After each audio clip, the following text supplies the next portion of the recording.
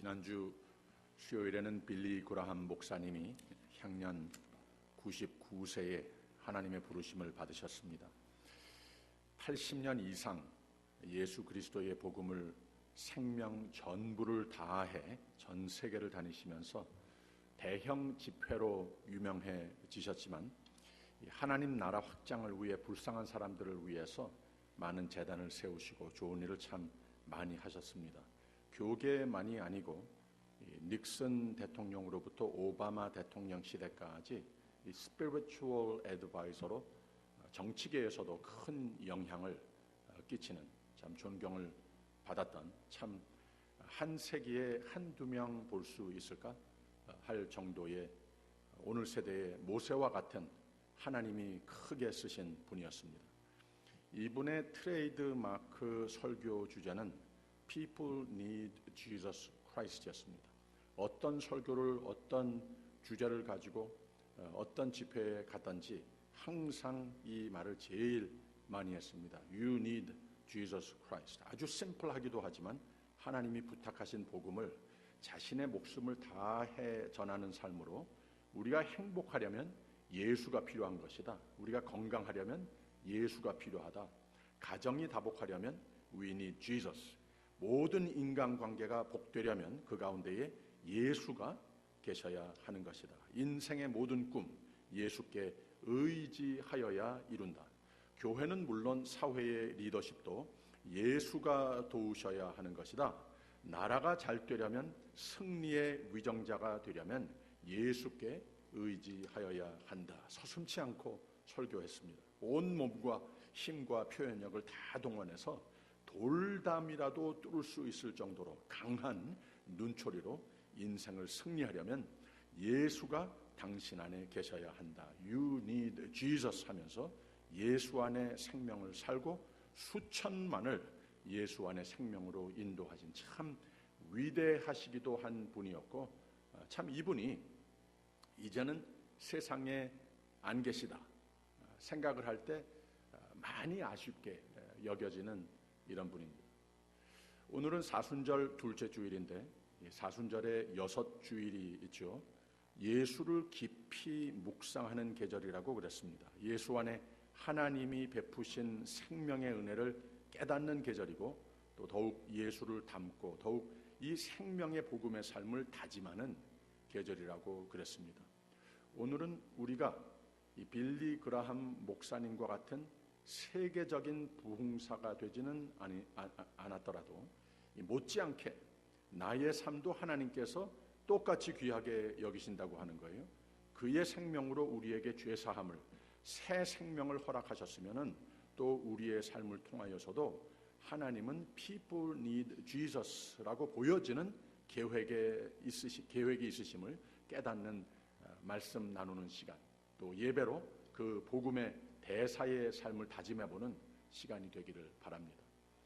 여러분, 예수님이 처음에 붙잡히셔서 대제사장에게 끌려갔을 때의 그 말씀을 우리가 함께 보았습니다. 그 대제사장과의 대화를 그린 거기에 한 부분입니다. 대제사장이 예수님의 교훈에 대해서 물으니라고 그랬습니다. 당신 누굽니까? 당신 무슨 일 하는 분입니까? 당신 뭘 가르치시는 분입니까? 질문을 했습니다. 예수님께서 내가 가는 곳마다 터놓고 다 가르쳤는데 아마 들어봤을 텐데 하시는 겁니다. 그러면서 하시는 말씀이 어찌하여 내게 묻느냐?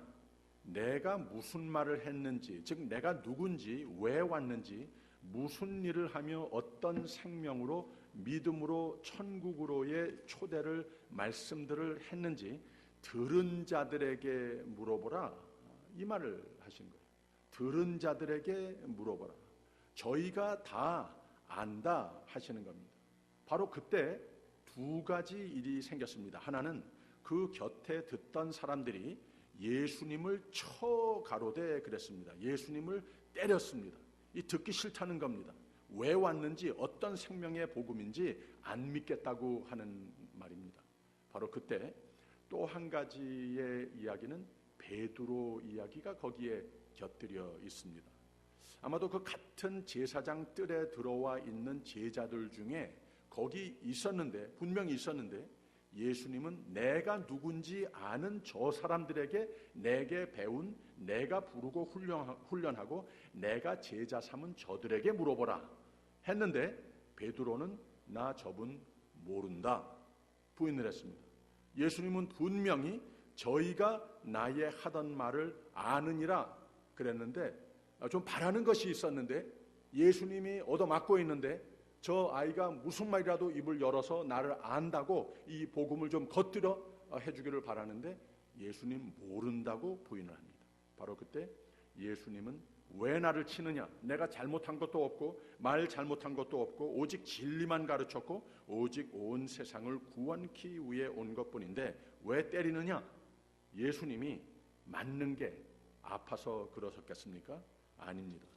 저기 서서 그 제자들, 예수를 모르는 사람들 가운데 섞여 있는, 거기 불 쬐고 섰는, 나도 예수를 모르겠다 하는 그 사람들 가운데 끼워 있는 제자들에게 향하여서 바로 예수님이 누구신지, 예수님의 생명의 복음을 대언해 줄 수 있는 사람들이 되기를 바라는 그런 눈초리로, 그런 마음으로서 하신 말인데, 바로 거기에서 불을 쬐고 오히려 물어보고 닦아 세웠더니 나는 저 사람 모릅니다 말을 하더라는 거예요. 예수님께서는 이 누가복음에 보게 되면은 예수님께서 베드로를 이렇게 고개를 돌려서 쳐다봤다고 그랬습니다. 예수님께서 그 무언 중에 무슨 마음을 보여주는가 하면은 너 왜 가만히 있느냐, 너 왜 나 모른다고 하느냐, 베드로 들으라고 하시는 말씀이었다고 하는 겁니다. 여러분, 이게 옛날 얘기가 아니고 오늘 우리가 살고 있는 세상에 일어나고 있는 얘기입니다. 오늘 세대는 예수님이 얻어맞으시는 세상입니다. 예수님이 펑펑 얻어맞으시는, 교회가 펑펑 얻어맞는 세상에 우리가 살고 있습니다. 미국 부통령 펜스가 연설을 하면서 나는 나라가 잘 되기 위해서는 예수 그리스도의 가르치심을 진리로 깨달아 순종하는 국가가 되어야 한다라고 자신의 신앙을 언급했더니 바로 그 다음 날 아침 한 토크쇼 호스트가 펜스 대통령이 정신질환을 앓고 있다, 이런 말을 했답니다. 예수님이 얻어맞으시는 세상에 우리가 살고 있다는 거예요. 테드 카플이 그랬다고 말씀 나눈 적이 있죠.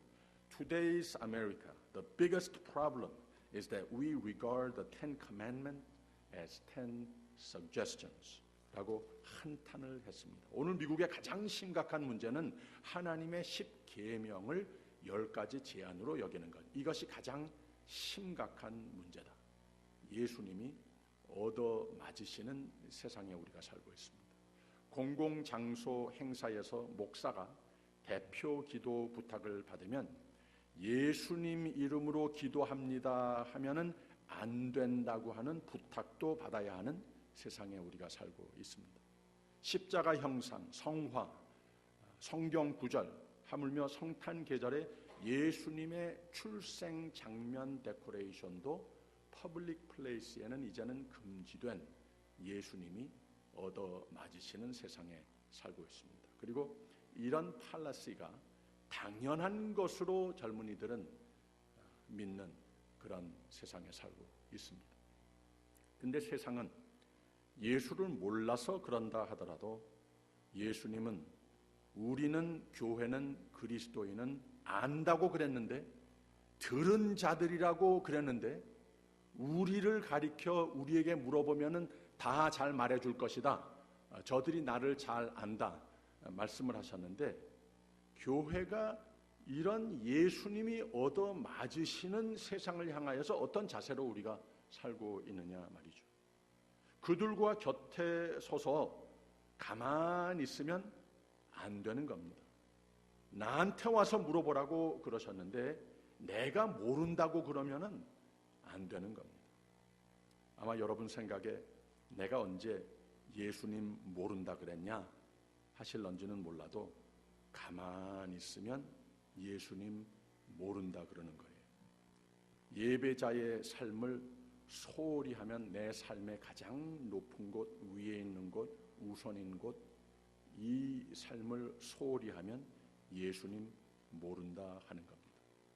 참 디스터빙 하지만 목회자가 교회를 위해서, 교우들을 위해서, 하나님을 위해서 부름받은 삶을 사는 것이 아니고 마치 교회가 나를 위한 하나의 직업인 것 모양 매우 기회주의자적인 이러한 모습으로 사는, 그것 예수님 전하는 삶이 아니고 예수님 모른다고 대놓고 사는 모습입니다. 재직이 하나님께서 믿고 맡기신, 또 교우들이 다 좋다고 생각을 해서 저 사람이면 됐다 해서 믿고 맡긴 재직이 그 하나님의 부르신 교우들이 부탁한 일에 대해서 소홀히 하면 예수님 모른다 그러는 거예요. 모든 인간관계 속에서 신앙과는 거리가 먼 이기적이고 부당하게 남을 대하고 자신의 이만 자신만 생각하고 살면 예수 모른다고 하는 겁니다. 부당하게 살면 잘 안 됩니다. 아니, 잘 된다고 합시다. 그게 잘 된 겁니까? 아닙니다. 기도 안 하면, 형식뿐이면 예수 모른다고 하는 겁니다. 전도 안 하면 예수 모른다고 하는 겁니다. 여러분, 교회에 이유가 있습니다. 하나님이 세상을 이처럼 사랑하사 독생자를 주셨으니 이를 믿는 자마다 멸망치 않고 영생을 얻으리라. 하나님께서 교회를 세우신 이유는 구원을 위해서 세우셨습니다. 하나님의 마음은 예루살렘, 온 유다, 사마리아 땅끝까지 하나님의 마음은 구원뿐입니다. 안식처가 되시기를 원하십니다. 교회의 기능은 바로 이 Great Commandment라고 하지 않습니까? 하나님께서 우리에게 명령하신 바, 바로 우리로 하여금 이 복음을 가지고 전도하면서 살아라. 땅끝까지 그렇게 살아라. 오직 성령이 너희에게 임하시면 너희가 권능을 받고 예루살렘과 온 유대와 사마리아와 땅끝까지 이르러 내 증인이 되리라. 교회의 이유가 거기에 있습니다. 어떻게 이 교회를 세우시는가? 교회라고 하는 그 원어의 말은 에클레시아, 우리를 불러내셨다고 하는 말입니다. 아직 이 세상에 살고 있지만, 이 몸을 입고 살고 있지만 우리는 이미 하나님의 은혜와 믿음으로 말미암아 영생으로 이어지는 그 삶의 그 영역에 들어와 있다고 하는 그 뜻입니다.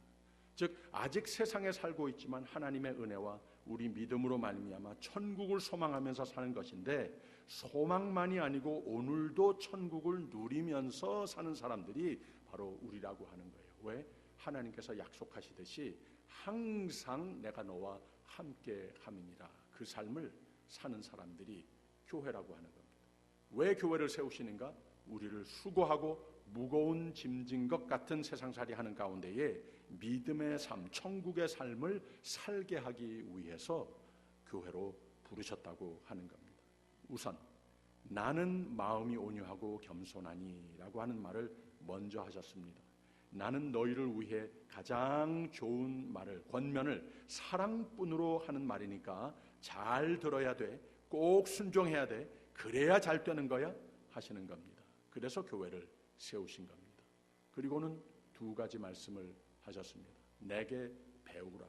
교회는 저절로 그냥 가만히 있어서 되는 것이 아니고 우리가 하나님의 생명의 말씀에 깊이 들어가야 됩니다. 하나님이 누구신지 거기서 발견하는 것이고, 생명이 무엇인지, 복음이 무엇인지, 내가 그 안에 누구로 하나님께서 선택하셨는지 이것을 거기서 발견하고 바로 내 멍에를 메라. 우리가 이제는 어떻게 살아야 할 것인가, 바로 그 진리를 거기서 발견하기 때문에 그렇다고 하는 겁니다. 교회는 다른 이유가 아니라 나에게 행복한 교회가 되기 위해서는 자원의 기쁨의 섬김이 반드시 있어야 한다고 하는 말입니다. 아까 말했죠. 열심으로 자신의 은사로 적극적으로 섬김의 교회 생활하는 교우 중에 그 교회 생활이 행복하지 않은, 그 삶이 행복하지 않은 사람 저는 평생 한 사람도 보지 못했습니다. 예수님께서 나를 따르려느냐? 내 자신을 부인하고 내 십자가를 지고 나를 따르라 그랬습니다. 누구든지 제 목숨을 구원코자 하면 잃을 것이요 누구든지 나를 위하여 제 목숨을 잃으면 구원하리라 그랬습니다. 왜 이런 말씀들을 하시는 건가? 하나님은 사랑하는 우리에게 사랑하셔서 생명을 내어 주신 분입니다. 하나님이 세상을 이처럼 사랑하사 독생자를 주셨으니라고 그랬습니다. 그러면 하나님께서 생명으로 값을 치른 우리를 골탕 먹이려고 그러셨겠습니까? 맛 좀 봐라 하시면서 그러셨겠습니까? 그렇지 않다고 하는 겁니다. 우리에게 향한 하나님의 마음은 사랑뿐이라고 하는 겁니다. 세상의 집 고뇌 속에서 보내는 삶 속에서 좀 자유케 하라고 믿음을 주었으니 하나님을 더욱 믿고 충성하는 삶의 관문으로 천국의 삶을 주시기 위함 뿐이라고 하는 말입니다. 그래서 예수님은 수고하고 무거운 짐진 자들아, 누구나 세상살이 하는 중에 무거운 짐 지고 수고하며 때로는 지치며 사는 모습을 예수님 잘 아신다고 하는 겁니다. 예수님은 누구나 다 내게로 오라, 예수께로 나오면 그 짐을 덜어주시겠다고 초대하시는 겁니다. 그래서 나를 믿으라 권면하시는 겁니다. 그러므로 참 자유와 참 쉼터를 이 세상에서도 매일같이 누리다가 영락밖에 없는 영생으로 들어가는 이 복된 천국으로 이어지는 천국의 삶을 오늘부터 살으라고 다 내게로 오라. 하나님께서 우리를 하나님 사람으로 만들어 주셨고 그래서 교회를 세워 주셨다고 하는 겁니다. 베드로가 이 오늘 말씀 뒤에 배경에 있었다고 말씀드렸습니다. 베드로가 왜 이렇게 됐는가? 저 아이가 나를 안다, 쟤한테 물어봐라 하시는데 베드로가 어떻게 그렇게 수제자가 예수님을 바짝 따라 누구보다도 나만큼 예수를 바짝 붙어 따라 사는 사람 있으면 나와보라 그래. 이만큼 자신이 있었던 베드로가 어떻게 예수님을 모른다고 말을 할 수 있었을까? 이 마가복음하고 누가복음의 그 같은 내러티브를 설명한 내용을 보게 되면 조금 더 자세히 뭐라고 나왔는가 하면은 베드로가 한때 예수님을 가까이 따르던 베드로가 예수를 멀찍이 쫓아갔다 이런 표현을 했습니다. 가까이 따르던 예수님을 잘 알아서 가까이 거기에 생명이 돼서 따르던 베드로가 점점 뒤로 처지기 시작했다는 표현을 하더라는 거예요. 그래서 예수께서 붙잡히셨을 때에 무언가 위협이 보였을 때에 제사장의 뜰로 끌려 들어갔을 때에 점점 멀리 떨어지고 뒤로 처지더니 베드로는 그 안에 같이 못 들어갔습니다. 안 들어갔습니다. 무서워서 안 들어갔습니다. 그 게이트에 그냥 걸려서 거기 서 있습니다. 나중에 거기에 끌려 들어왔는데 너 제자 아니냐? 베드로가 아니라고 대답을 합니다. 3번을 그렇게 예수님을 부인하더라고 하는 겁니다. 사람이 이렇게 변할 수도 있다고 하는 거예요. 왜? 멀어지면, 뒤처지면 그렇게도 된다. 그리고는 밖에서 통곡하는 삶이 되고 말았다 그랬습니다. 예수의 고난에 또 한 겹의 아픔을 끼쳐드리는 그런 삶, 나도 고난 속으로 빠져들어가는 이런 삶이 되고 말더라고 하는 겁니다. 예수를 멀리하다 보니 예수를 잊어버렸기 때문에 축복의 생명의 삶을 누리는 것보다는 고난의 삶이 되고 말았다는 겁니다. 근데 복음이 여기 있는 겁니다. 이 복음의 이야기는 예수 그리스도의 생명의 되심을 선포하는 이야기도 되지만 바로 베드로와 같이 한때는 뜨겁게 주님을 따르다가 점점 멀리하더니 예수를 모른다고 할 정도로 그렇게 뒤처진 삶도 예수님께서는 가만두지 않으신다고 하는 거예요. 예수님께서 베드로가 3번 부인하고 나서 그것이 끝이 아니더라고 하는 겁니다. 이게 바로 사순절의 주 안에서 하나님께서 우리에게 베풀어 주신 그 크신 은혜를 깊이 묵상할 바이라고 하는 겁니다. 예수님께서는 찾아오셨습니다. 2번을 찾아오셨습니다. 두려워서 이 베드로와 제자들이 부들부들 떨면서 방에 들어가 문을 쾅쾅 닫아 걸었을 때에 그 닫힌 문을 뚫고 들어오십니다. 들어오셔서 그들 가운데 서셔서 숨을 내쉬며 그랬습니다. 바로 거기에 쓰여진 동사가 제일 처음에 하나님께서 첫 인간들을 지으시고 바로 그 생명이 없는 그 몸에다가 생명을 불어넣어 주셨다 하는 그 같은 단어를 썼습니다. 숨을 내쉬며 평강이 있을지어다.